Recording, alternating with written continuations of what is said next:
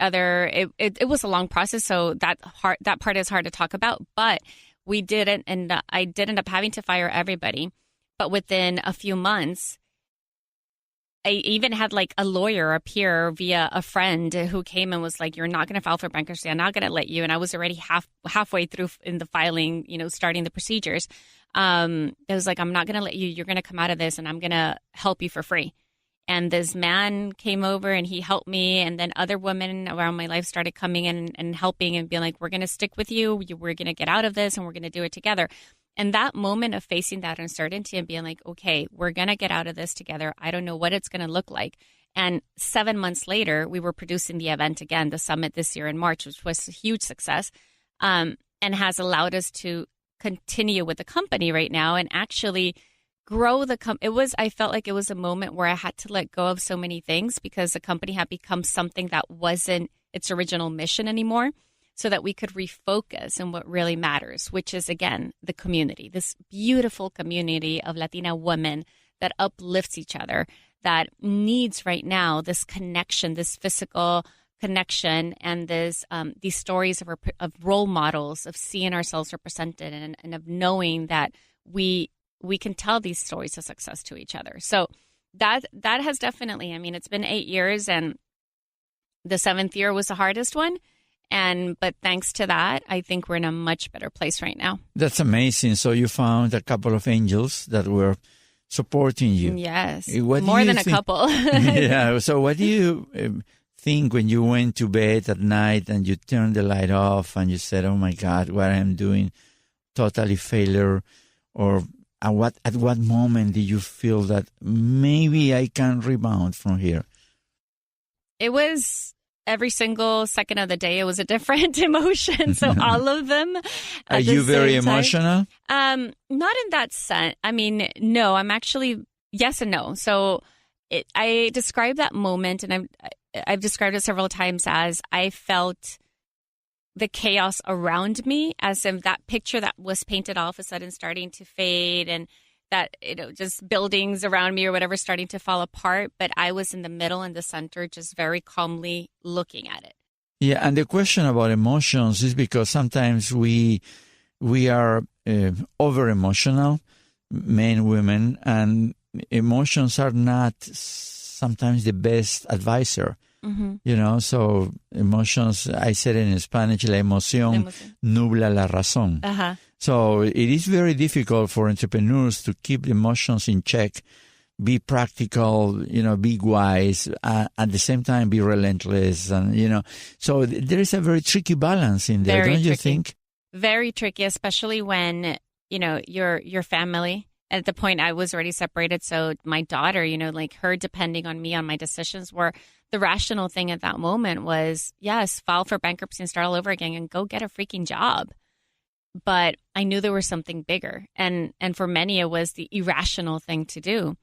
But my intuitive, I think more than emotional, but I think intuition comes into play a lot with what successful entrepreneurs are able to do.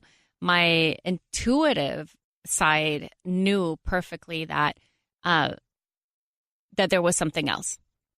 That there was something else, and that it was okay to keep being the Taurus that I am, just kind of like push through and keep pushing through because there was something else happening. So what's passion for you in terms of business? Because, you go to any seminar and the speaker tells you got to be passionate about what you are doing and be passionate and so on. And sometimes I'm concerned because, passion could be irrational and then you hit the wall and say, I was being passionate. Yeah, you lost $100,000 in a week.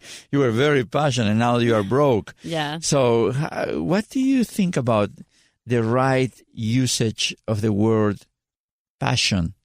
I agree with you. There's a lot of words right now that are being overused. I would say passion is one of them. In the female entrepreneurship landscape, there's a lot of this girl boss, and it's like everybody can be an entrepreneur now, and it's a yes and a no. So I think definitely passion for me, passion in the sense that it's used is definitely that thing that drives the motor, right? Because there has to be a passion with the depth, right? There has to be a passion with the mission. It has to be a passion that is not only belongs to you, but how does it transform within you to give back to for a greater beyond it? What is the legacy? How are you helping a community? How are you helping somebody else? Right. Now, one of the things that I want to share with you and pick up your brain is adaptability. Mm-hmm. And let's keep with passion, because sometimes passion makes you stubborn. And then you are unable to adapt and pivot and change and see what's going on so you can succeed. Because if life, would be so simple, I have an idea, I launch it, and I'm going to be successful if I put passion on it. So I don't make any change. No, this is it, and I'm going to do that.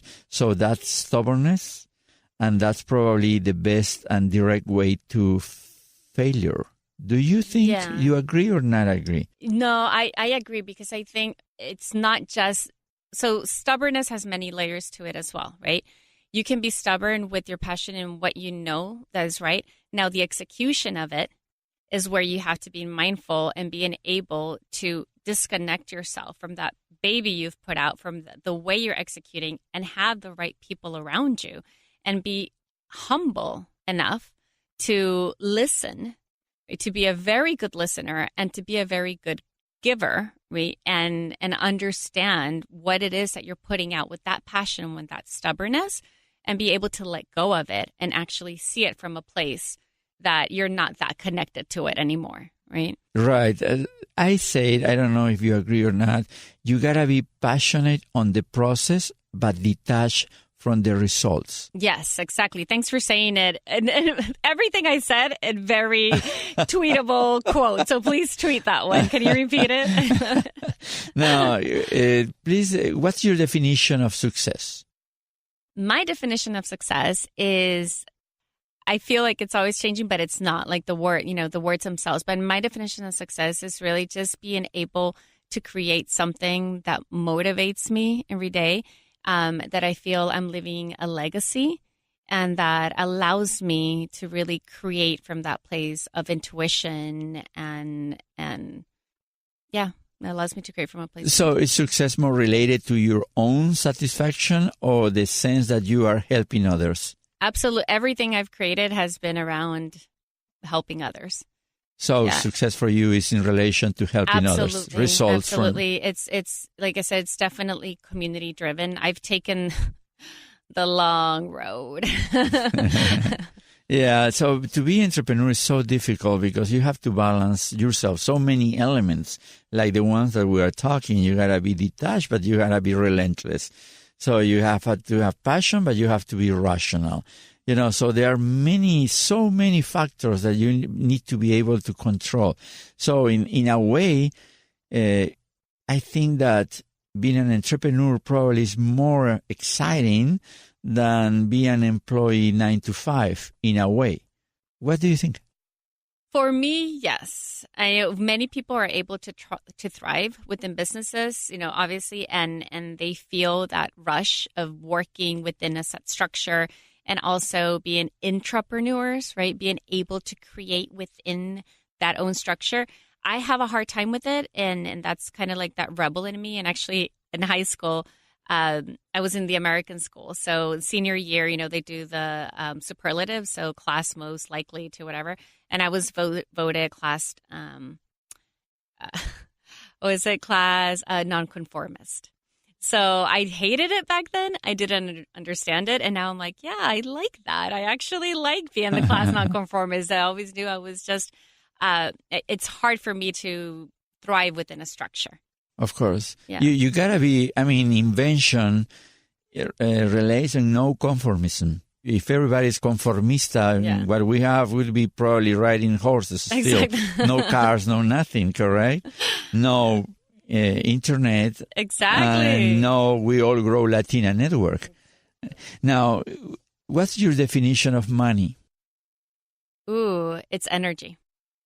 It's energy, and it has been changing a lot for me, because if you would have asked me this even a year ago, I would have said power, and I would have said it in a negative way. I struggled a lot with because of the way I grew up in El Salvador in the middle of a civil war, and I was in a very privileged position, and in a military family and political, and the way I saw money and differences in classes and everything just never made sense to me. So for me, money was always associated with power, and power for me was negative. And in the last few years, I've actually been able to transform the meanings of both, of power and of money. And money for me now just reflects its energy. How do you obtain the right balance between your entrepreneur or business life and family? What's your advice really into that? And I'm glad you asked that, and not the typical question of how do you create balance, because I don't believe in it's not an equal balance. It's every day you figure it out. And one of the hardest things for me as an entrepreneur and as a mom has been letting go, understanding that I have no control over anything. Because those days that I'm like, finally, this week is super structured. I've got it together. I've got my agenda, my plan, my meetings, my thing. My daughter will get sick and she'll be 3 days in bed and I can't do anything, or right. She'll get lice or whatever it may be. Like, there is no more control. So you have to be completely flexible. But the beauty of it is that you can, like I tell my daughter, like, I can actually take off and be here for your things and do things that I probably wouldn't be able to do if I didn't have this crazy life that entrepreneurship. Who's the person or figure beyond your family or relatives that you admire the most? So what I always answer for this, and it is real. It's all the women that I come into contact all the time, all these Latinas in the community. And I have the privilege of being able to hear them and see what they're doing and see their hustle. And I see it on Instagram. I get emails from them. I get to meet them and everything. These women motivate me more than anything else, especially from the Latina community, and knowing, what most have been having to go through to get to the places that they're at. And beyond that, then Oprah. Oh. It's just Oprah. You have, okay, let's say Oprah is here. What would you ask her? Ooh, I've never thought about that. And one day I will be sitting in a room with Oprah. What would I ask her? I've always been very intrigued because I come from a TV production world. And when I was in college and I had to decide where I was going to start sending resumes, I was living in Florida. I was like, okay, Univision or Oprah? I was like, no, Chicago's too cold. But that's really the only reason I would have gone there. It would have been a completely different life. But I've always been intrigued in what moment, and I know it's not one particular moment. It's a series of moments and years and everything, that she was able to really bring together her spiritual awakening and share it with the world through this vehicle that she had created that was not that, right? It's traditional production, content world, and be able to mix both and thrive with that and remain in control of her message. That's amazing. I mean, she is amazing. Yeah. Probably that's why she is a role model for millions of people, because she was able to portray herself as she really is and still strive and fight and struggle and against all odds. She was so human, is so human. Yeah. It's amazing. Now, is there a habit that you have that helps you to keep rolling, that is important in your life? It's my spiritual side. So it is being very attached to meditation. Do you meditate every day? It's pretty much every day, even if it's only 15 minutes. I have to wake up earlier than my daughter to be able to do it, and I can't do it in the afternoon, so it's usually early morning, first thing in the morning. That and journaling. So last year when it got really difficult, I don't think I would have been able to really survive and keep doing what we're doing now if I didn't have the spiritual tools that I had to fall back on. What's the principal benefit that you get out of meditation? Creating that headspace, creating that space to detach myself from, and I was actually talking to my daughter about this yesterday, just being able to create the space between action and reaction, just being able to detach yourself from the moment and wanting to react to something, the stimuli that's coming your way, and knowing that you can give that mental space, that breath, and that probably your reaction is going to change. Very